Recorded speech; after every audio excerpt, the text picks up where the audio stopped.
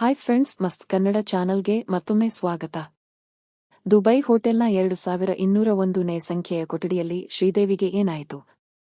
ಆ ಕೋಣೆಗೆ ಹೋದರು, ಆದರೆ ಜೀವಂತವಾಗಿ ಹಿಂತಿರುಗಲಿಲ್ಲ. ಮೋಹಿತ್ ಮಾರ್ವಾ ಅವರ ಮದುವೆಯಲ್ಲಿ ಶ್ರೀದೇವಿ ನಗುತ್ತಾ ನೃತ್ಯ ಮಾಡುವುದನ್ನು ನೋಡಿದವರಿಗೆ ಈ ಸುದ್ದಿ ಕೇಳಿ ಭಾರೀ ಆಘಾತವಾಯಿತು. ಈ ಇಡೀ ಘಟನೆಯಲ್ಲಿ ಬೋನಿ ಕಪೂರ್ ಪಾತ್ರವೇನು? ಶ್ರೀದೇವಿಯ ಹೃದಯ ಗೆದ್ದ ಆದರೆ ಅವರನ್ನು ಸ್ವೀಕರಿಸಲು ಸಾಧ್ಯವಾಗದ ಆ ಉದ್ಯಮದ ಕಲಾವಿದ ಯಾರು? ಶ್ರೀದೇವಿಯನ್ನು ತನ್ನ ಜೀವನದಲ್ಲಿ ತರಲು ಬೋನಿ ಕಪೂರ್ ತುಂಬಾ ಪ್ರಯತ್ನಿಸಿದರು. ಶ್ರೀದೇವಿಯ ಕೊನೆಯ ಕ್ಷಣಗಳಲ್ಲಿ ಅವರು ಅವರೊಂದಿಗೆ ಇದ್ದರು. ಶ್ರೀದೇವಿಯ ಜೀವನ ಚರಿತ್ರೆ ಮತ್ತು ಅವರ ಜೀವನದ ಕೊನೆಯ ಕ್ಷಣಗಳ ರಹಸ್ಯಗಳನ್ನು ನಮಗೆ ತಿಳಿಸೋಣ. ಈ ಘಟನೆ ಫೆಬ್ರವರಿ 24, 2018ರಂದು ಶ್ರೀದೇವಿ ಭಾರತದಿಂದ ದುಬೈಗೆ ವಿವಾಹ ಸಮಾರಂಭದಲ್ಲಿ ಭಾಗವಹಿಸಲು ಹೋದಾಗ ಅವರು ದುಬೈನ ಜುಮೇರಾ ಎಮಿರೇಟ್ಸ್ ಹೋಟೆಲ್ನ 2201ನೇ ಸಂಖ್ಯೆಯ ಕೊಠಡಿಯಲ್ಲಿ ತಂಗಿದ್ದರು. ಈ ಸಮಯದಲ್ಲಿ ಅವರ ಸಾವಿನ ಸುದ್ದಿ ಇದ್ದಕ್ಕಿದ್ದಂತೆ ಹೊರಬಂದಾಗ ಜನರು ಇದು ತಮಾಷೆ ಅಥವಾ ಯಾರೋ ಹರಡಿದ ಸುಳ್ಳು ಎಂದು ಭಾವಿಸಿದ್ದರು. ಮೊದಲು ವಿಡಿಯೋ ದೃಶ್ಯಗಳಲ್ಲಿ ಶ್ರೀದೇವಿ ಸಂಪೂರ್ಣವಾಗಿ ಸಾಮಾನ್ಯವಾಗಿ ಕಾಣುತ್ತಿದ್ದರು. ಅವರು ಇದ್ದಕ್ಕಿದ್ದಂತೆ ಇಹಲೋಕ ತ್ಯಜಿಸಲು ಹೇಗೆ ಸಾಧ್ಯವಾಯಿತು? ಆದರೆ ಸ್ವಲ್ಪ ಸಮಯದೊಳಗೆ ಅವರು ತಮ್ಮ ಕೋಣೆಯ ಸ್ನಾನಗೃಹಕ್ಕೆ ಸ್ನಾನ ಮಾಡಲು ಹೋಗಿದ್ದಾರೆಂದು ಅಧಿಕೃತ ಮಾಹಿತಿ ಬಂದಾಗ ಪರಿಸ್ಥಿತಿ ಸ್ಪಷ್ಟವಾಯಿತು ಮತ್ತು ನಂತರ ಅವರು ಬಹಳ ಸಮಯದಿಂದ ಹೊರಗೆ ಬರಲಿಲ್ಲ. ಕೋಣೆಯ ಹೊರಗೆ ಇದ್ದ ಅವರ ಪತಿ ಬೋನಿ ಕಪೂರ್ ಬಾಗಿಲು ಒಡೆದು ಒಳಗೆ ಹೋಗಲು ನಿರ್ಧರಿಸಿದರು.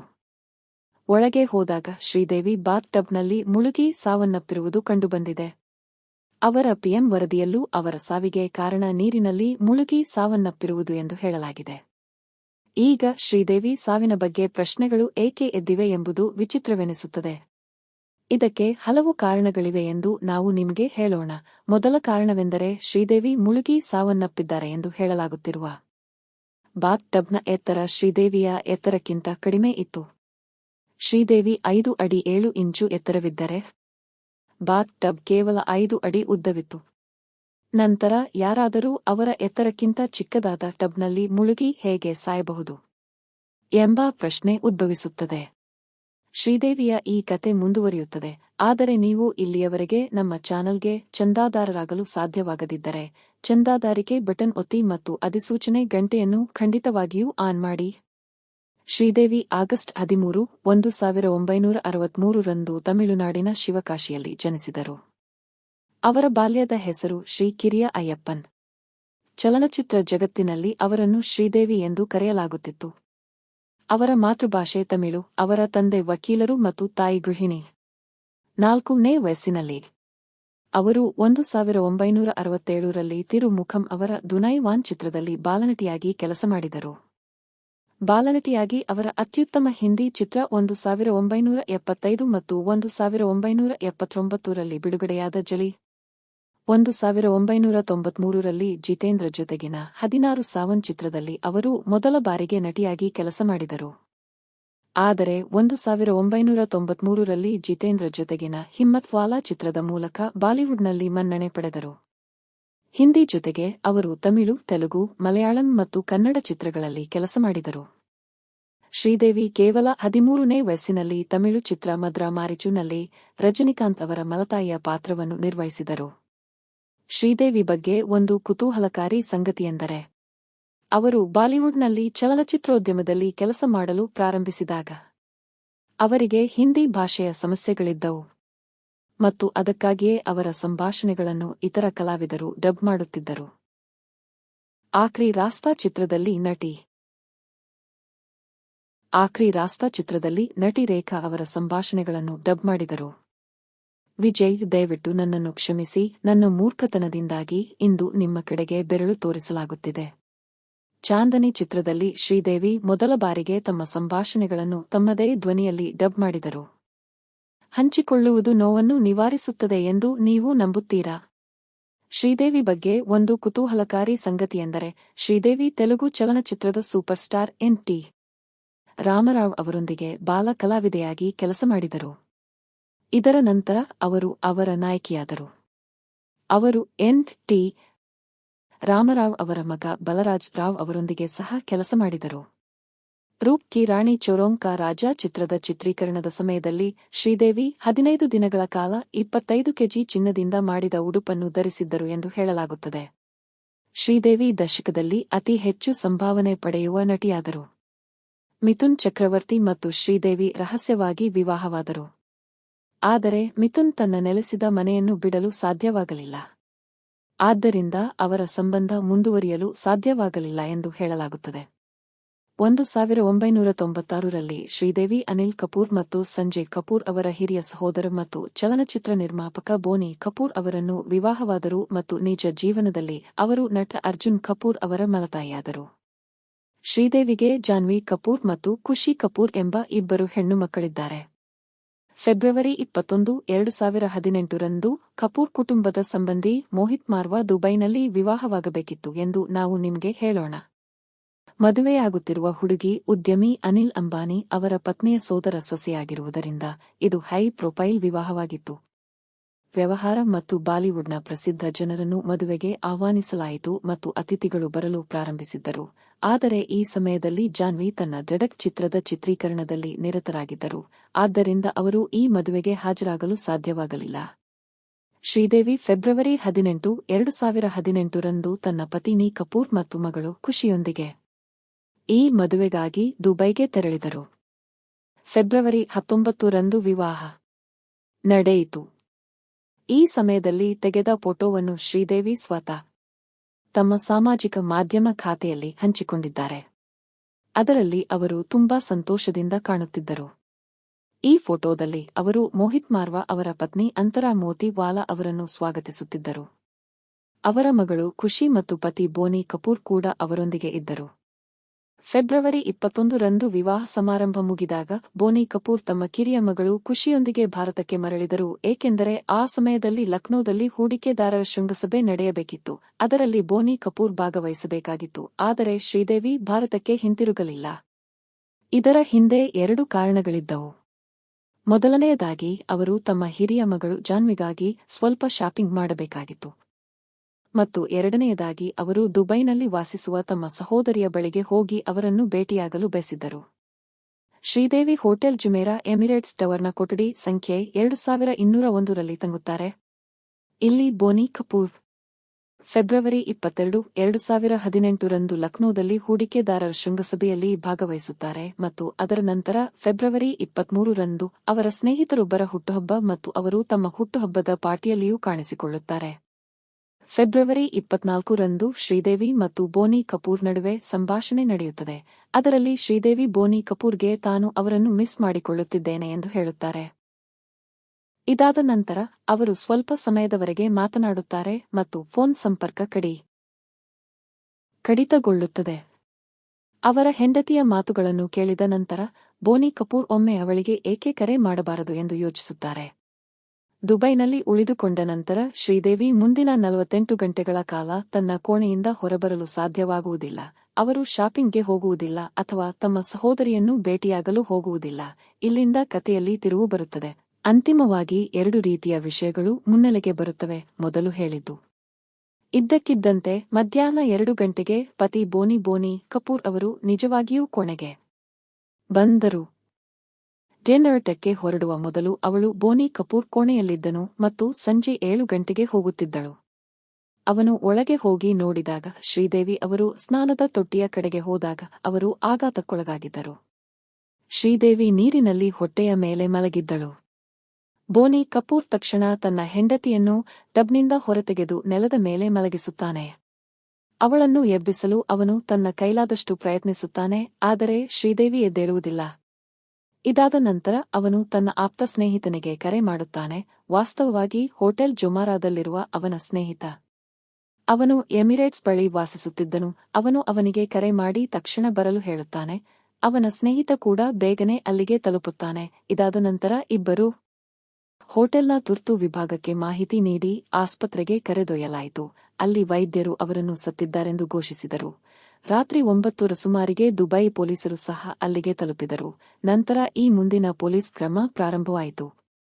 ಶ್ರೀದೇವಿಯ ಸಾವಿನ ಬಗ್ಗೆ ಬೆಳಕಿಗೆ ಬಂದಿರುವ ಎರಡನೆಯ ವಿಷಯವನ್ನು ಹೋಟೆಲ್ ಸಿಬ್ಬಂದಿ ತಿಳಿಸಿದ್ದಾರೆ.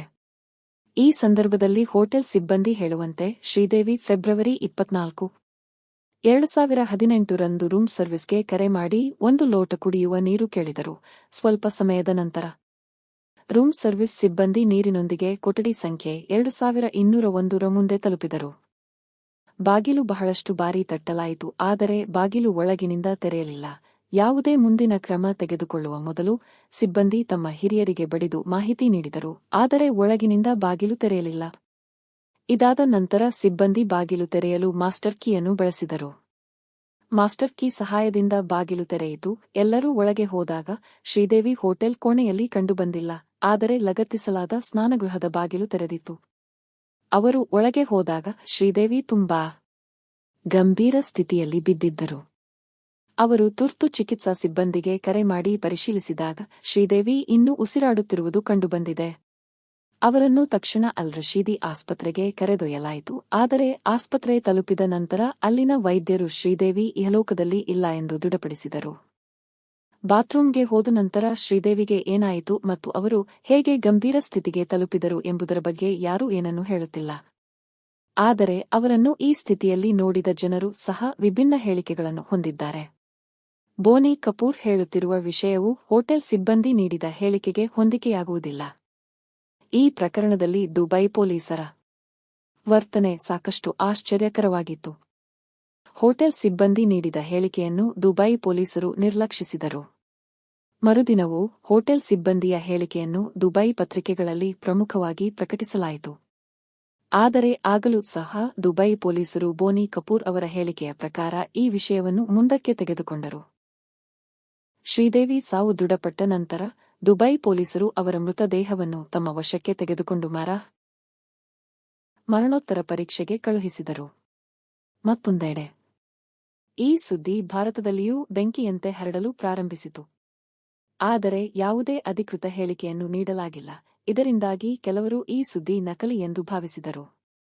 ನಂತರ ಶ್ರೀದೇವಿ ಅವರ ಸೋದರಮಾವ ಶ್ರೀದೇವಿ ಇನ್ನೂ ಈ ಲೋಕದಲ್ಲಿ ಇಲ್ಲ ಎಂದು ಸಂಜಯ್ ಕಪೂರ್ ಅಧಿಕೃತ ಹೇಳಿಕೆ ನೀಡಿದ್ದಾರೆ. ತಮ್ಮ ಹೇಳಿಕೆಯಲ್ಲಿ ಶ್ರೀದೇವಿ ಸಾವಿಗೆ ಹೃದಯಾಘಾತ ಕಾರಣ ಎಂದು ಸಂಜಯ್ ಕಪೂರ್ ಹೇಳಿದ್ದರು. ಈಗ ಈ ವಿಷಯ ದುಬೈ ಪಬ್ಲಿಕ್ ಪ್ರಾಸಿಕ್ಯೂಷನ್ನಲ್ಲಿದೆ. ಪ್ರಕರಣ ಪೊಲೀಸರ ಕೈಯಲ್ಲಿದ್ದು ಅವರು ಪ್ರಕರಣದ ತನಿಖೆ ನಡೆಸುತ್ತಿದ್ದರು. ಸ್ವೀಕರಿಸಿದ ಮಾಹಿತಿಯ ಪ್ರಕಾರ ದುಬೈ ಪೊಲೀಸರು ಶ್ರೀದೇವಿ ಅವರ ಪತಿ ಬೋನಿ ಕಪೂರ್ ಅವರನ್ನು ದುಬೈ ಪೊಲೀಸರು ಹಲವಾರು ಗಂಟೆಗಳ ಕಾಲ ವಿಚಾರಣೆ ನಡೆಸಿದ್ದಾರೆ ಎಂದು ಹೇಳಿಕೊಂಡರೆ, ಮತ್ತೊಂದು ಪತ್ರಿಕೆ ಬೋನಿ ಕಪೂರ್ ಅವರೊಂದಿಗೆ ಯಾವುದೇ ವಿಶೇಷ ವಿಚಾರಣೆ ನಡೆಸಿಲ್ಲ, ಅವರ ಹೇಳಿಕೆಯನ್ನು ಮಾತ್ರ ತೆಗೆದುಕೊಳ್ಳಲಾಗಿದೆ ಎಂದು ಹೇಳಿತು. ಈಗ ಶ್ರೀದೇವಿ ಅವರ ಮೃತದೇಹವನ್ನು ಭಾರತಕ್ಕೆ ತರುವ ಪ್ರಕ್ರಿಯೆ ಪ್ರಾರಂಭವಾಯಿತು.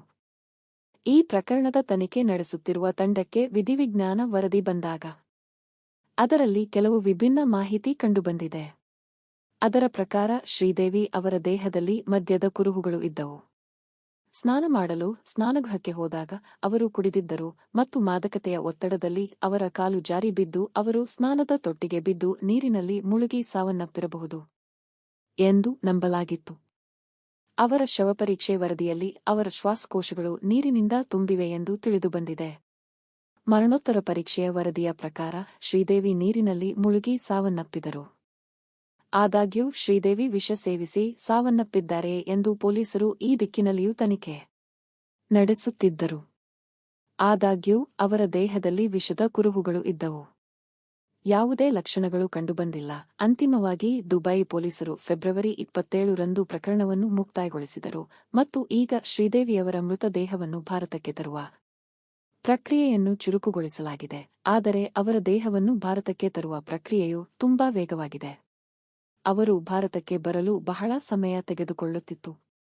ಶ್ರೀದೇವಿಯವರ ಅಂತ್ಯಕ್ರಿಯೆಯನ್ನು ಸಾಧ್ಯವಾದಷ್ಟು ಬೇಗ ಭಾರತಕ್ಕೆ ತರಬೇಕೆಂದು ಬೋನಿ ಕಪೂರ್ ಬಯಸಿದ್ದರು.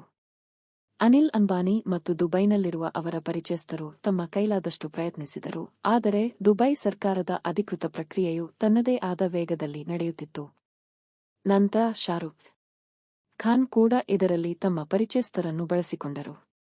ಆದರೆ ಇದರ ನಂತರವೂ ಶ್ರೀದೇವಿಯವರ ಶವವನ್ನು ಭಾರತಕ್ಕೆ ತರಲು ಸಮಯ ತೆಗೆದುಕೊಳ್ಳುತ್ತಿತ್ತು. ಇದಾದ ನಂತರ ಅಶ್ರಫ್ ಸಾರಿ ಈ ಪ್ರಕರಣವನ್ನು ದಾಖಲಿಸಿದರು. ಅವರು ಮೂಲತಃ ಭಾರತಕ್ಕೆ ಸೇರಿದ ಟ್ರಕ್ ಚಾಲಕರಾಗಿದ್ದರು. ಅಶ್ರಫ್ ದುಬೈಗೆ ಬಂದಾಗ ಇಲ್ಲಿ ಒಬ್ಬ ವಿದೇಶಿ ವ್ಯಕ್ತಿ ಸತ್ತಾಗ ಆ ವ್ಯಕ್ತಿಯ ಕುಟುಂಬ ಸದಸ್ಯರು ಅವರ ಮೃತ ದೇಹವನ್ನು ಇಲ್ಲಿಂದ ತಮ್ಮ ದೇಶಕ್ಕೆ ತೆಗೆದುಕೊಂಡು ಹೋಗಲು ತುಂಬಾ ಅಸಮಾಧಾನಗೊಂಡಿದ್ದಾರೆ. ಏಕೆಂದರೆ ದುಬೈ ಸರ್ಕಾರದ ದಾಖಲೆಗಳು ತುಂಬಾ ಉದ್ದ ಮತ್ತು ದಣಿದಿವೆ. ಶ್ರೀದೇವಿಯವರ ಶವವನ್ನು ಭಾರತಕ್ಕೆ ಬರಲು ಕನಿಷ್ಠ 1 ವಾರ ಬೇಕಾಗುತ್ತಿತ್ತು. ಎಲ್ಲರೂ ಅದನ್ನು ಸಾಧ್ಯವಾದಷ್ಟು ಬೇಗ ಮುಗಿಸಲು ಪ್ರಯತ್ನಿಸುತ್ತಿದ್ದರು. ಅಶ್ರಫ್ ಈ ವಿಷಯದಲ್ಲಿ ಸಾಕಷ್ಟು ಅನುಭವವನ್ನು ಪಡೆದಿದ್ದರು. ದುಬೈ ಸರ್ಕಾರದ ಈ ದಾಖಲೆಗಳನ್ನು ಭರ್ತಿ ಮಾಡಲು ಸಾಕಷ್ಟು ಶ್ರಮ ಬೇಕಾಗುತ್ತದೆ ಎಂದು ಅವರಿಗೆ ಚೆನ್ನಾಗಿ ತಿಳಿದಿತ್ತು. ಯಾವ ಕಚೇರಿಯಿಂದ ಮತ್ತು ಯಾವ ಸ್ಥಳದಿಂದ ದಾಖಲೆಗಳನ್ನು ರವಾನಿಸಲಾಗುತ್ತದೆ ಮತ್ತು ನಂತರ ಮುಂದಿನ ಕ್ರಮವನ್ನು ಯಾವಾಗ ಮತ್ತು ಎಲ್ಲಿಗೆ ತೆಗೆದುಕೊಳ್ಳಲಾಗುತ್ತದೆ ಎಂದು ಅವರಿಗೆ ತಿಳಿದಿತ್ತು. 2018ರವರೆಗೆ ಅಶ್ರಫ್ ಒಟ್ಟು 56-70 ಮೃತರನ್ನು ದಾಖಲಿಸಿದ್ದರು. ಭಾರತ, ಪಾಕಿಸ್ತಾನ, ಶ್ರೀಲಂಕಾ, ಬಾಂಗ್ಲಾದೇಶ, ಫಿಲಿಪೈನ್ಸ್ನಂತಹ ದೇಶಗಳ ಜನರನ್ನು ಒಳಗೊಂಡಂತೆ ಅವರ ದೇಶಕ್ಕೆ ಅವರನ್ನು ಕಳುಹಿಸಿದ್ದರು. ಅಶ್ರಫ್ ದುಬೈನಿಂದ ತಮ್ಮ ದೇಶಕ್ಕೆ ಕಳುಹಿಸಿದ್ದ ಎಲ್ಲ ಜನರಲ್ಲಿ 4,000 ಜನರು ಭಾರತೀಯರು. ಅಶ್ರಫ್ ಕೆಲವೇ ಗಂಟೆಗಳಲ್ಲಿ ಎಲ್ಲಾ ದಾಖಲೆಗಳನ್ನು ತೆರವುಗೊಳಿಸಿದರು ಮತ್ತು ಫೆಬ್ರವರಿ 27ರ ರಾತ್ರಿಯ ಹೊತ್ತಿಗೆ ಶ್ರೀದೇವಿಯ ಮೃತದೇಹವನ್ನು ಭಾರತಕ್ಕೆ ತರುವ ಮಾರ್ಗವನ್ನು ತೆರವುಗೊಳಿಸಲಾಯಿತು. ಅಂತಿಮವಾಗಿ ಶ್ರೀದೇವಿಯ ಮೃತದೇಹವು ಭಾರತಕ್ಕೆ ಬಂದಿತು. ಫೆಬ್ರವರಿ 28, 2018ರಂದು ಅವರ ಅಂತ್ಯಕ್ರಿಯೆಯನ್ನು ಪೂರ್ಣ ಗೌರವದಿಂದ ಮಾಡಲಾಯಿತು. ಆದರೆ ಈ ಪ್ರಕರಣದಲ್ಲಿ ಬೋನಿ ಕಪೂರ್ ಪಾತ್ರ ಮತ್ತು ದುಬೈ ಪೊಲೀಸರ ಕ್ರಮದ ಬಗ್ಗೆ ಪ್ರಶ್ನೆಗಳು ಎದ್ದವು. ಶ್ರೀದೇವಿ ಸ್ನಾನದ ತೊಟ್ಟಿಯಲ್ಲಿ ಮುಳುಗಿರುವುದನ್ನು ನೋಡಿದ ಬೋನಿ ಕಪೂರ್ ನೇರವಾಗಿ ವೈದ್ಯಕೀಯ ತುರ್ತು ಪರಿಸ್ಥಿತಿಗೆ ಕರೆ ಮಾಡಬೇಕಿತ್ತು ಎಂದು ಹೇಳಲಾಗಿತ್ತು. ಆದರೆ ಅವರು ಮೊದಲು ತಮ್ಮ ಸ್ನೇಹಿತರಿಗೆ ಕರೆ ಮಾಡಿದರು. ಆದರೆ ದುಬೈ ಪೊಲೀಸರು ಹೋಟೆಲ್ ಸಿಬ್ಬಂದಿಯ ಹೇಳಿಕೆಯನ್ನು ನಿರ್ಲಕ್ಷಿಸಿದ್ದಾರೆ ಮತ್ತು ಅದನ್ನು ತನಿಖೆಯ ಭಾಗವಾಗಿ ಮಾಡಲಿಲ್ಲ ಎಂದು ಹೇಳಲಾಗಿತ್ತು.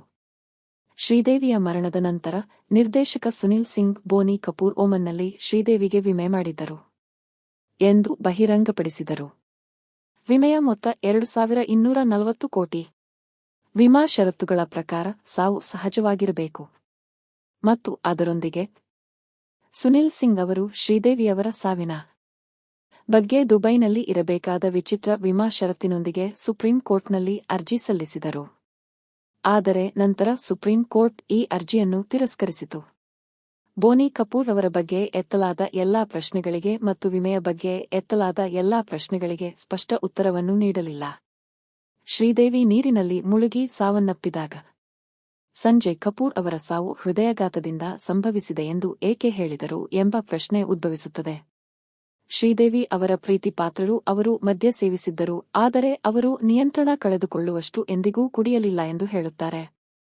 ಹಾಗಾದರೆ ಯಾರಾದರೂ ಉದ್ದೇಶಪೂರ್ವಕವಾಗಿ ಅವರನ್ನು ಹೆಚ್ಚು ಮದ್ಯ ಸೇವಿಸುವಂತೆ ಮಾಡಿದ್ದಾರೆಯೇ? ಶ್ರೀದೇವಿ ತಮ್ಮ ಮಗಳು ಜಾನ್ವಿಗಾಗಿ ಶಾಪಿಂಗ್ಗೆ ಹೋಗಲು ಸಿದ್ಧರಾಗಿದ್ದರು. ಹಾಗಾದರೆ ಅವರು ಶಾಪಿಂಗ್ಗೆ ಹೋಗದೆ ಇಡೀ 48 ಗಂಟೆಗಳ ಕಾಲ ಹೋಟೆಲ್ ಕೋಣೆಯಲ್ಲಿಯೇ ಇರಲು ಕಾರಣವೇನು? ಈ ಸಂದರ್ಭದಲ್ಲಿ ಕೇರಳ ಡಿಜಿಪಿ ರಿಷಿರಾಜ್ ಸಿಂಗ್ ಅವರು ಶ್ರೀದೇವಿಯವರ ಸಾವು ಸ್ವಾಭಾವಿಕವಲ್ಲ, ಆದರೆ ಅವರನ್ನು ಕೊಲೆ ಮಾಡಲಾಗಿದೆ ಎಂದು ಹೇಳಿದರು. ಭಾರತದ ಇತರ ಅನೇಕ ಉನ್ನತ ಅಧಿಕಾರಿಗಳು ಇಂತಹ ಹೇಳಿಕೆಗಳನ್ನು ನೀಡಿದ್ದಾರೆ. ವಿಭಿನ್ನ ಜನರು ವಿಭಿನ್ನ ವಿಷಯಗಳನ್ನು ಹೇಳಿದರು, ಆದರೆ ಇದರ ಬಗ್ಗೆ ನಿಮ್ಮ ಅಭಿಪ್ರಾಯವೇನು? ಕಾಮೆಂಟ್ ಬಾಕ್ಸ್ನಲ್ಲಿ ಬರೆಯುವ ಮೂಲಕ ನಮಗೆ ತಿಳಿಸಿ. ನೀವು ವಿಡಿಯೋವನ್ನು ಇಷ್ಟಪಟ್ಟರೆ ಅದನ್ನು ಲೈಕ್ ಮಾಡಲು ಮತ್ತು ಹಂಚಿಕೊಳ್ಳಲು ಮರೆಯಬೇಡಿ. ನಾವು ಹೊಸ ವಿಡಿಯೋದಲ್ಲಿ ಮತ್ತೆ ಭೇಟಿಯಾಗುತ್ತೇವೆ. ಅಲ್ಲಿಯವರೆಗೆ ಜೈ ಹಿಂದ್, ಜೈ ಭಾರತ್, ವಂದೇ ಮಾತರಂ.